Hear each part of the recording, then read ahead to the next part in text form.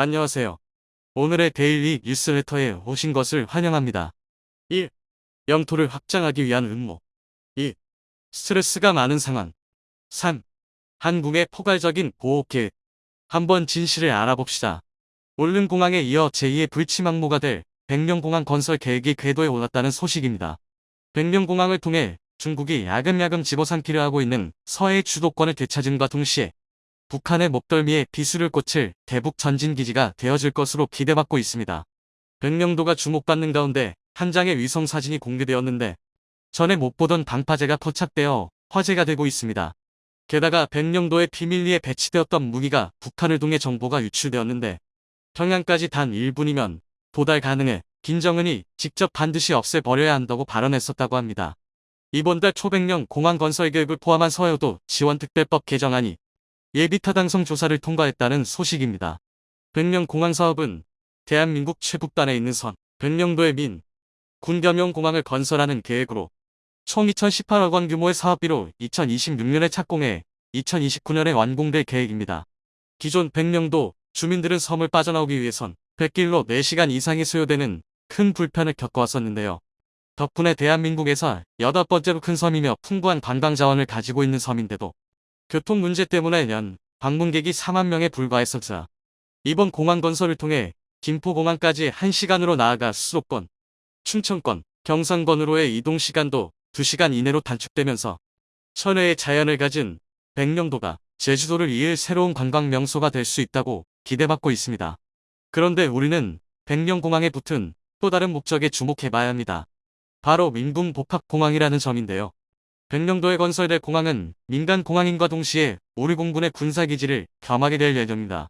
굳이 백령도에 군사기지를 만드는지 이해하려면 섬의 위치를 살펴봐야 합니다. 백령도는 대한민국의 최서단이자 최북단에 위치한 섬으로 서울에서 201km 떨어져 있는 섬이지만 평양은 불과 146km, 중국 산동반도는 180km, 압록강 하구로부터는 215km 떨어진 곳에 위치해 중국과 북한 모두를 겨냥할 수 있는 군사적 요충지라고 할 수 있습니다.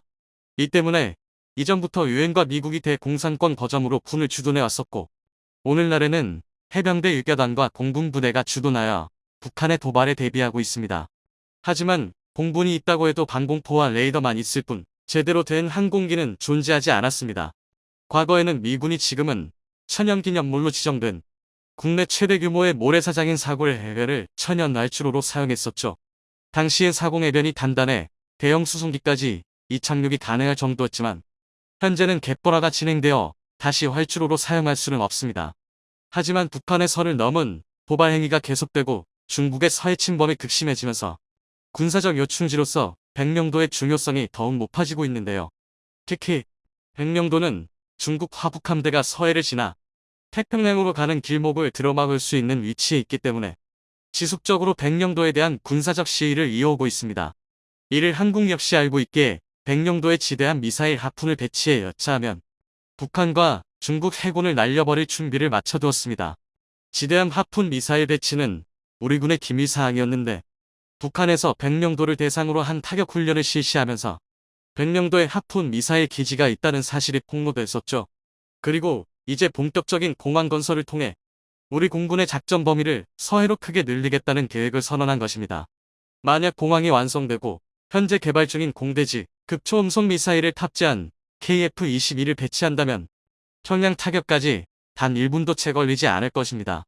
적들이 벙커에 숨어들기도 전에 끝내버릴 수 있다는 것이죠. 중국과 북한이 목에 가시가 걸린 거나 다름없는 상황인데요. 대한민국의 항공모함 건조보다 어떤 면에선 더 치명적인 무기가 될 수 있을 것으로 보입니다. 이번 결정으로 시도 때도 없이 백령도 앞바다를 침범해오던 북한과 중국이 얼씬도 못하게 만들 수 있을 것으로 기대받고 있습니다. 지난해 중국 군함이 백령도에서 불과 40km 앞까지 접근했던 것에 이어 지난 10월에는 중국 항공모함이 한국령의 70해리 앞까지 밀고 들어온 사건이 발생했습니다. 게다가 11월에는 대륙간 탄도미사일을 탑재한 중국 핵잠수함이 서해 앞바다에 출몰하기도 했었는데요. 우리 군이 중국 핵잠수함을 발견할 수 있었던 것은 수면 위로 부상해 노골적으로 잠수함 위치를 노출시켰기 때문이었습니다. 한국에 보내는 중국의 경고 메시지인 것이죠. 중국뿐만 아니라 북한의 위협도 거세지고 있습니다. 백령도 바로 앞바다로 접근해 왔었는데요. 당시 우리 군이 경고 통신 및 경고 사격으로 되돌려 보내려 하자 북한군이 우리 함정을 향해 방사포 10발로 위협 사격을 가했었자 이후 북한 총참모부는 남조선 해군이 불명 선박 단속을 구실로 백령도 서북쪽 20km 해상에서 군사 분계선을 침범해 경고 사격을 했다는 어처구니 없는 주장을 했었죠. 국군 하참은 NLL을 침범한 북한 상선에 대한 우리 군의 정상적인 작전 조치에 북한군이 방사포 사격을 실시한 것은 명백한 군사 도발 행위라고 지적했습니다. 이전에는 백령도 바로 앞에 위치한 북한의 창린도에 김정은이 직접 방문해 NLL을 향해 해안포 사격을 지시해 백령도와 연평도에 비상이 걸린 적이 있었습니다. 하지만 북한과 중국의 계속되는 도발이야말로 백령도에 시급히 공항을 건설해야 할 근거라고 할 수 있습니다. 계획안에 따르면 백령공항의 건설비는 울릉공항의 1사 정도로 길이 1200m의 폭 30m 규모의 활주로에 여객터미널 등 공항시설이 건설될 예정입니다. 민항기는 50인승 소형 항공기가 운용될 예정이지만 활주로의 길이가 전투기와 수송기가 이착륙하기에도 충분하게 공군 작전 범위 확대에 상당한 도움을 줄 것으로 기대받고 있습니다. 백령 공항과 함께 전남 흑산도의 흑산공항 건설도 본격적인 물살을 탔다는 소식도 들려왔습니다. 오래전부터 추진되어 왔었던 계획이지만 예정지가 다도해 해상국립공원에 포함되어 있어 미루어지고 있던 흑산공항 계획인데요. 환경부에서 흑산공항 건설 예정지인 국립공원의 해제 여부를 올해 안에 결정할 계획이라고 합니다. 흑산공항 건설은 흑산도에 길이 1200m 폭 30m의 백령공항과 같은 규모의 공항을 건설하는 계획으로 백령공항과 마찬가지로 민군 복합공항으로 운용될 예정입니다. 해양경찰 측에서는 다른 어떤 공항보다 중요하게 생각하고 있는 곳이 바로 흑산공항입니다. 한반도 황금 어장을 거덜내고 있는 중국 불법 어선들이 가장 활발하게 활동하는 곳이 흑산도 일대이기 때문인데요. 관계자의 말에 따르면 태풍이 발효되면 흑산 가거도에 중국 어선 500척 정도가 한꺼번에 피항을 하고 있다. 불법 조업의 30% 이상이 흑산도 인근 해역에서 발생하고 있어 해양수산자원 훼손과 고갈도가 심각한 상태라고 합니다. 해경 측은 흑산도의 공항과 함께 해경 전진기지가 구축하고 해상 감시를 위한 항공기들 역시 배치하여 해양 주권을 수호하기 위한 입체적 해상 경비를 수행할 예정입니다. 현재 해경의 CN-235 소개기가 무안국제공항에서 운용되며 베타 적형 제수여기지 순찰과 중국 불법 어선 단속 임무를 수행하고 있는데 흑산공항을 통해 순찰 시간과 범위가 비약적으로 증가할 것으로 기대받고 있습니다. 또한 군사적으로는 근래 활발해지고 있는 중국 항모 전단의 활동을 견제할 수 있는 첨단이 되어줄 것으로 기대받고 있습니다. 울릉공항, 백령공항, 흑산공항 등 한반도 가장자리를 타고 군사적인 용도로 사용할 수 있는 공항들이 건설되고 있습니다. 위태로운 동북아 정세에 대응하기 위해 대한민국의 방어 능력을 더욱 공고하게 만들고 있는 것인데요. 백령도를 비롯한 요충지에 있는 섬들을 무장해야 한다는 주장도 새롭게 제기되고 있습니다. 이미 중국은 남중 국해에 일대에서 암초를 인공섬으로 만들어 요새화를 진행하고 있습니다. 지난달 25일 필리핀 사진작가 에즈라 아카얀이 남중 국해 스프레틀리 군도에서 중국이 군사기지화하고 있는 7개 암초의 모습을 촬영해 SNS를 통해 공개했었으며 사진을 살펴보면 이미 인공섬에 부두와 레이더, 공항, 군사캠프 및 대형 항공기 경납고 등 군사시설들이 완비되어 있는 모습을 볼 수 있습니다. 게다가 인공섬 중 한 곳에선 중국의 3세대 조기형도기 KJ-500H가 급유 중인 모습이 포착되면서 중국이 인공섬 기지를 본격적으로 운영하기 시작했다는 것을 알 수 있습니다. 그런데 남중 국해에 이어 서해에도 인공섬을 구축할 계획을 세우고 있다는 사실이 드러났습니다. 베이징 소식통에 따르면 중국은 인공섬을 통해 서해를 지배하며 불법 조업을 한강 하구까지 확대시킬 계획을 세우고 있다고 합니다. 북한이 서해와 동해 조업권을 중국에 팔아 넘긴 것이 확실시되고 있는 가운데 둘이 손을 잡고 서해 장악을 위해 협업할 것으로 보이고 있습니다. 이러한 상황에 대응하기 위해서는 먼 바다까지 해군을 지원할 수 있는 확실한 화력투사 수단이 필요한데요. 현재 해양수산부에서는 항만법을 통해 백령도, 가거도, 독도, 울릉도 등 우리나라 해양 영토의 채끝단에 위치한 주요 섬 10곳을 국가관리항으로 지정해도 없는데요. 모두 북한, 중국, 일본의 영해와 가까운 국가 안보에 있어 매우 중요한 섬들입니다. 예전부터 이 섬들을 군사기지화시켜 우리 영해의 자주권을 지켜내자는 말이 많았었는데 울릉도, 백령도, 흑산도로 이어지는 민군 복합공항 건설로 영해를 지켜낼 든든한 방위망이 완성돼가는 것 같습니다. 최근 일본에서도 평화헌법을 사실상 폐지하더니 한국의 허락 없이 한반도를 공격하겠다고 한대요.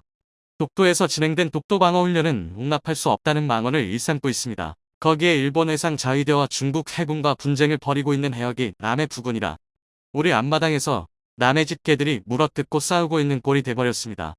이러한 만행을 용납하지 않기 위해선 해군을 확충함과 동시에 우리 공군 전력이 멀리까지 화력을 투사할 수 있는 작전 범위를 확보해야 하기에 도서지역 군사, 공항 구축이 재촉받고 있습니다. 최근 군사 정치적으로 궁지에 몰린 러시아 측이 우크라 동부 점령 지역을 자국 영토로 합병하면서 끝까지 무리수를 두고 있는 상황인데요. 빼앗긴 영토를 반드시 되찾겠다는 우크라이나. 이미 점령한 지역은 자신들의 영토이니 우크라이나가 자국 영토에 들어오는 경우 핵옵션을 비롯해 모든 대응을 하겠다는 러시아 간의 강대강 대치가 발생하고 있습니다. 이런 상황 속에서도 우크라이나는 조금씩 동부 영토를 탈환하는 성과를 내고 있는데요.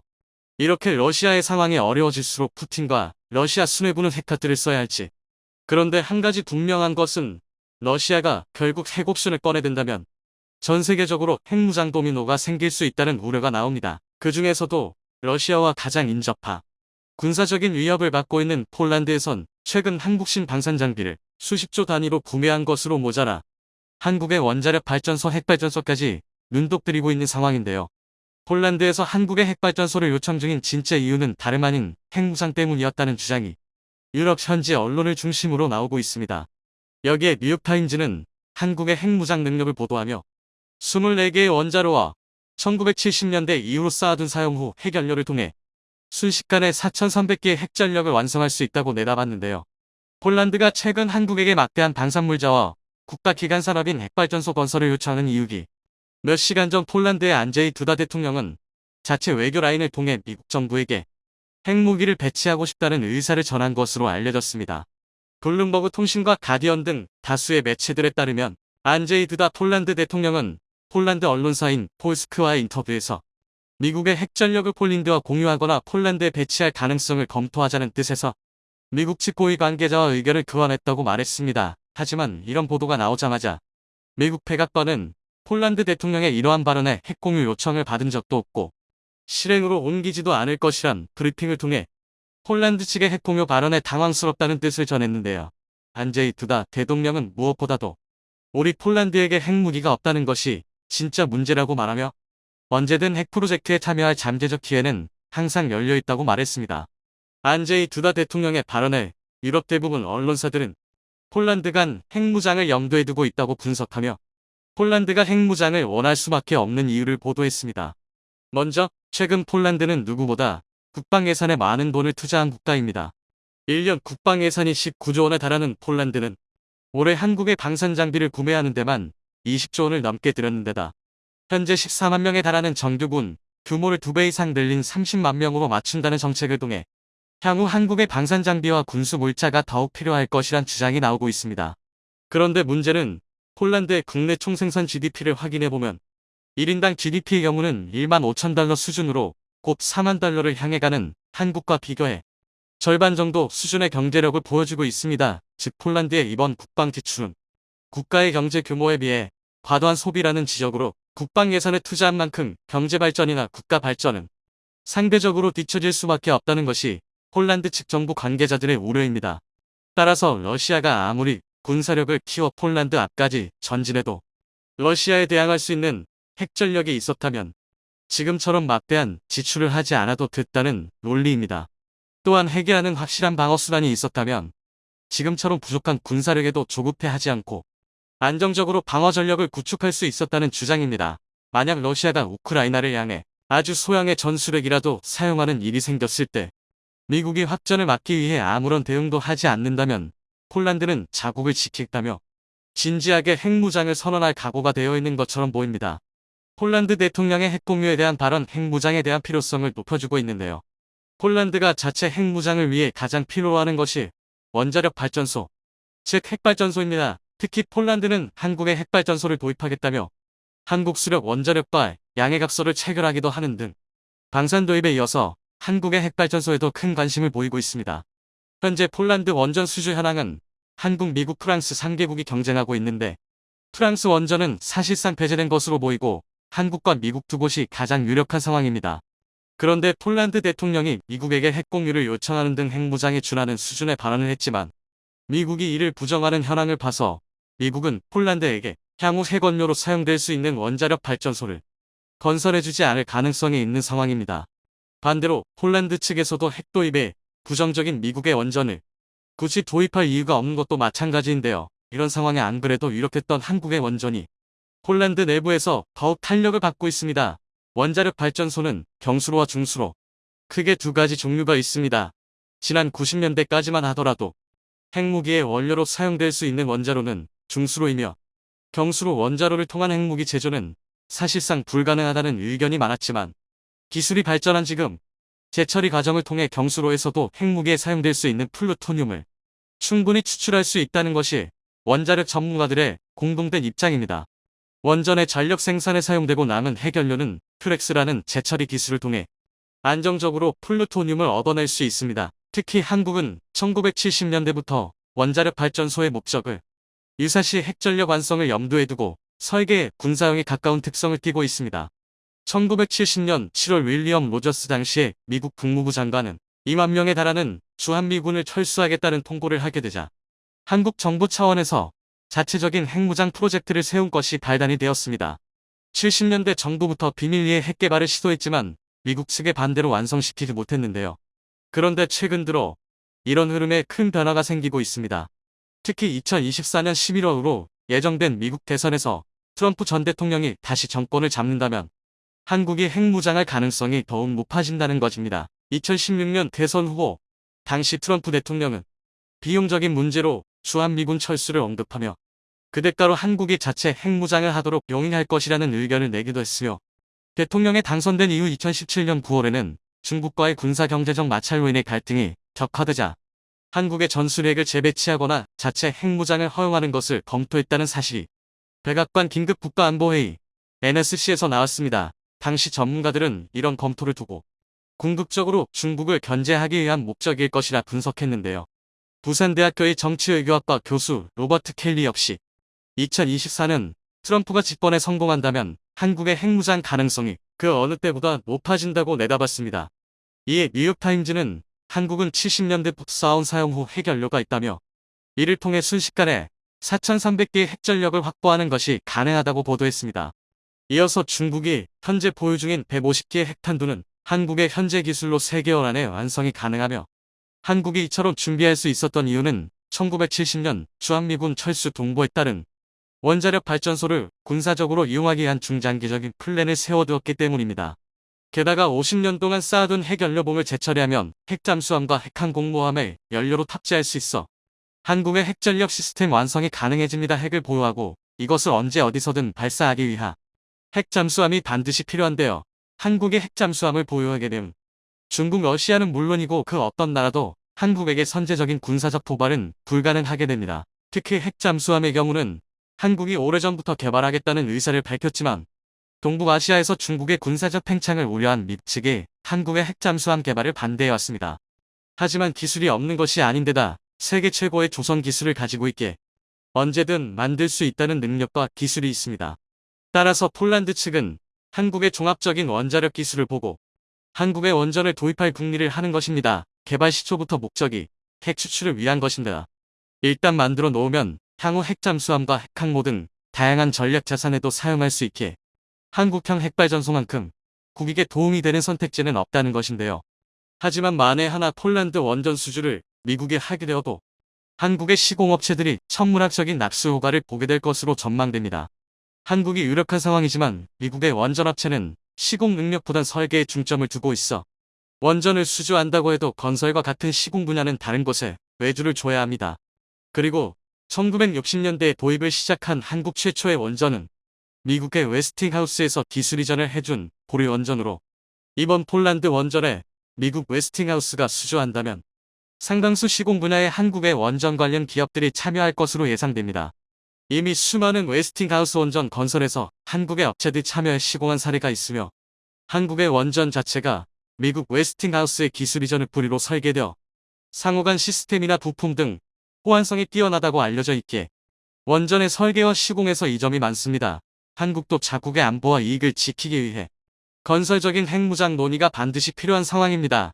유사시 우리 스스로 지키는 힘도 필요하지만 그 누구도 우리를 먼저 공격할 엄두조차 내지 못하게 할 압도적인 저지력이 필요한 순간입니다. 특히 한국형 핵항모 건조가 논의되는 가운데 누리호를 기점으로 한국의 대륙간 탄도미사일 ICBM 기술 역시 사실상 완성 단계 수준이 되었고 거기에 잠수함발사 탄도미사일 SLBM 체계까지 완성시킨 한국은 최종 관문은 핵 보유만 남겨두고 있습니다.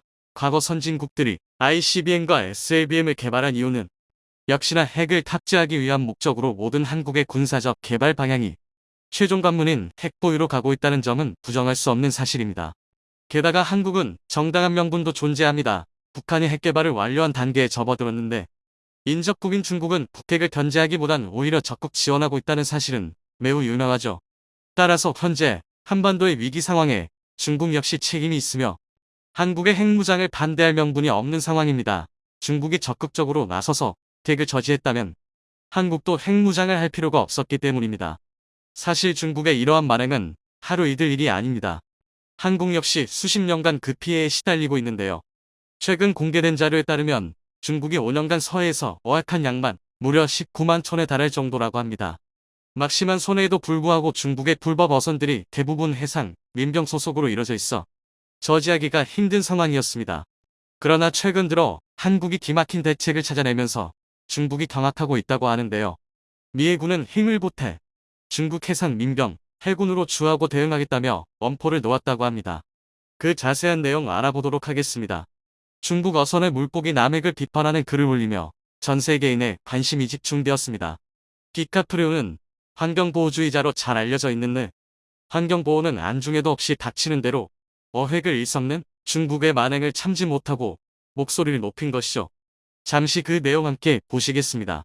중국은 지난 20년간 원양어업 선박을 수천 척으로 확대했다. 그 결과 중국 근해의 어업 자원을 고갈시켰으며 이제 중국 어부들은 세계 곳곳의 바다로 출항해 원양어업을 계속하고 있다.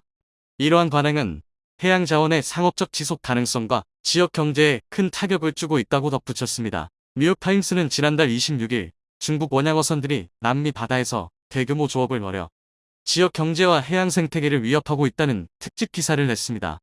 기사에 따르면 중국 어선들이 에콰도르와 페루 인근 바다에서 2016년 이후로 거의 매일 조업을 하고 있다고 하는데요. 결국 중국 어선들은 남미 북서부 에콰도르와 페루를 넘어 동부의 아르헨티나 바다로까지 진출해 올 한 해에만 1만 6천 회 이상 조업했다고 합니다. 중국은 지난 20년간 자국 근해 어업 자원을 고갈시켰으며 그것도 모자라 3천 척에 가까운 세계 최대의 원양어업 선단을 구축해 세계 모든 해양에서 조업을 해오고 있습니다. 이러한 무절제한 대규모 남획으로 인해 참치, 오징어 등의 어종은 조만간 상업적 조업이 불가능해질 것으로 전망될 정도라고 합니다. 사실 공해상에서의 원양어업 자체는 불법이 아닙니다. 일본, 한국, 대만도 원양어업 선단을 운영하고 있죠. 하지만 그 규모 면에서 중국은 도를 지나쳤습니다. 뉴욕타임스 역시 중국 같은 규모로 전 세계에서 조업하는 국가는 없다고 지적했습니다. 중국의 이러한 만행은 하루 이틀 이어져 온 게 아닙니다. 특히나 인접국인 한국으로서는 그 피해가 극심할 수밖에 없는데요. 최근 공개된 자료에 따르면 지난 5년간 한중어업 협정에 따른 상대국 배타적 경제 수역 예제에서의 양국 조업 실적 불균형이 심각한 수준이라고 합니다. 2017년부터 2021년 동안 상대국 이즈 내에서 양국이 합의한 어선 척수는 1350, 1500대 정도이며 어획 할당량은 56,700톤 정도였습니다.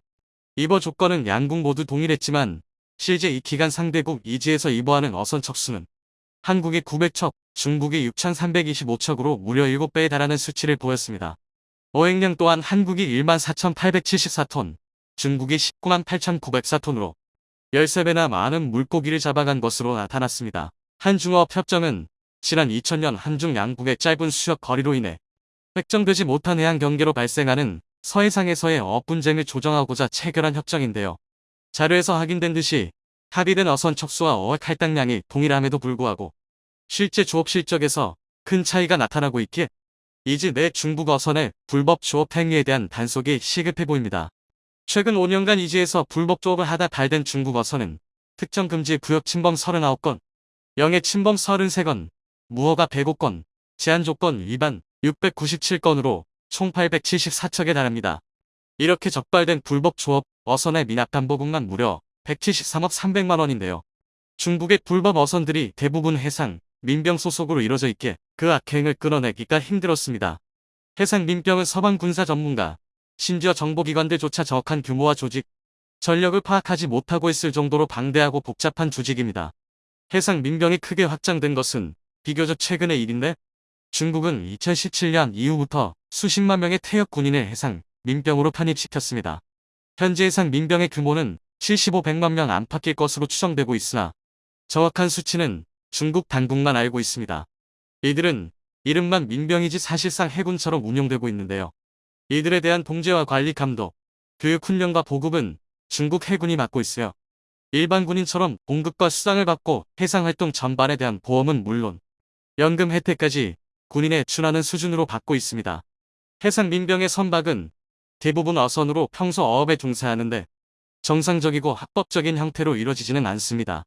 해상 민병 선박들은 대상국 해안경비대나 해안경찰의 단속 자체를 무력화시키기 위해 100, 300척씩 떼를 지어다니며 타국 배타적 경제 수역이나 영해에 들어가 어족 자원을 싹쓸이하고 있습니다. 이들은 우리나라 서해와 남해, 최근에는 동해까지 나타나 불법 조업으로 지역까지 싹쓸이해가고 있는데요. 우리 해경이 단속에 나서자 일사불란하게 배들을 붙이고 방어 진영을 갖춘 뒤 흉기를 이용해 조직적으로 저항하는 모습까지 보였습니다. 해상 민병은 중국 정부의 비호월의 전 세계 바다에서 활동하며 각국 해군, 함정의 동향을 파악해 관할 어업국에 보고하는 정찰 임무도 수행하고 때에 따라서는 직접적으로 물리력을 행사하기도 합니다. 이렇게 중국 해상 민병의 실체는 무장한 채 군사 임무를 수행하는 군인이지만 국제법상 민간인으로 위장하고 있습니다. 이들은 떼를 지어다니며 흉기로 무장하고 있어 일반적인 경찰력으로는 대응이 어려우나 그렇다고 해군이 나설 수도 없습니다. 국제법상 민간인에 대한 정규군의 공격은 전쟁 범죄 행위로 간주되기 때문인데요. 중국은 이를 악용해 해상 민병을 주변국의 주권을 침탈하는 수단이자 미군과의 해군력 격차를 좁히는 도구로 운영하고 있습니다. 미 해군은 해상 민병이 전시 상황 시 중국 해군의 통제하에 들어가 정찰 및 교란, 작전을 수행할 것이라고 보고 있으며 점점 더 강화되어 정찰, 교란보다 더 높은 수준의 적대 행위에 나설 것을 우려하고 있습니다. 실제로 해상 민병은 미 해군 함정을 공격한 적이 있는데요. 지난 2009년 3월 8일 남중국해 하이난다오에서 남쪽으로 120km 떨어진 공해상에서 미 해군 해양조사선 임팩커블가 갑자기 들이닥친 해상 민병 선박들의 에워싸여 위협을 당했습니다. 중국 어선들은 아무런 경고도 없이 나타나 임팩커블을 에워싸며 자신들의 바다에서 날아가라고 위협했는데 공해상에서 이 같은 위협 행위는 국제법 위반 행위입니다. 임팩커블이 요구를 따르지 않자 중국 어선들은 전속력으로 달려와 임팩커블을 들이받았습니다. 미 정보당국이 통신 감청 정보를 바탕으로 밝혀낸 바에 따르면 임팩커블을 공격한 중국 어선들은 해상 민병이었으며 당시 충돌 공격이 중국 어업국의 지휘 통제하에 이루어졌다고 합니다. 미국뿐만 아니라 남중국해를 사이에 두고 중국과 마주보고 있는 거의 모든 국가가 해상 민병의 물리적인 공격에 시달리고 있습니다. 이에 지난 2019년 존 리처드슨 미 해군 참모총장은 해상 민병이 남중국해에서 벌이는 각종 범죄 행위를 지적하며 해상 민병이 이 같은 행태를 계속할 경우 경고 직후 미국은 남중국해에 연안 전투함 LCS를 순환 배치하며 순찰 활동을 강화했지만 미국이 남중국해에 동시 투입할 수 있는 LCS는 많아야 2, 3척으로 200, 300척을 동시 투입할 수 있으며 수천 척 규모에 달하는 해상 민병에 대응하기는 힘들어 보입니다. 이런 상황에서 지난 9월 말 미군이 찾아낸 해답은 일명 킥싱크로 불리는 대한유도 폭탄이었습니다. 킥싱크는 지난 2021년 미 공군이 2000파운드급 잼에 간단한 개조를 가해 제작한 대한유도 폭탄입니다. 미군 최고의 가성비를 갖춘 염가형 대한 타격 무기로 미군의 큰 기대를 받고 있지만 사거리가 짧다는 결정적인 문제점이 있는데요. 킥싱크의 사거리가 28, 30km 수준에 그치기 때문에 대량으로 배치하더라도 폭탄을 투발할 전투기나 폭격기를 또 다른 전투기가 엄호하는 식의 제한적인 형태로만 운용이 가능할 것으로 보입니다. 그러나 최근 들어 한국이 미국의 고민을 단번에 해결해줄 기막힌 대책을 찾아내면서 분위기가 급반전됐습니다. 한국이 고민을 해결해줄 유일무이한 무기체계 KGB를 개발한 것인데요. KGB는 500파운드급 항공폭탄을 더 멀리, 더 정확하게 투발하기 위해 개발됐으며 큰 날개를 이용해 무려 100km가 넘는 사거리를 가집니다. KGGB의 최대 강점은 운용을 위한 별도의 시스템, 통합 작업이 필요 없다는 것인데요. 잼의 경우 폭탄에 부착된 유도 장치가 전투기나 폭격기의 장착 어댑터와 유선으로 연결되어야만 운용할 수 있기에 전투기의 소스 코드 정보를 받아 소프트웨어부터 하드웨어까지 손봐야 하는 대공사가 필요합니다. 그러나 KGGB는 소형 태블릿 PC 하나로 모든 것을 해결합니다. 터치스크린 방식의 이 단말기는 블루투스로 KGGB와 연결되기 때문에 기존의 무유도 폭탄에 장착할 수 있는 모든 항공기와 연동할 수 있습니다.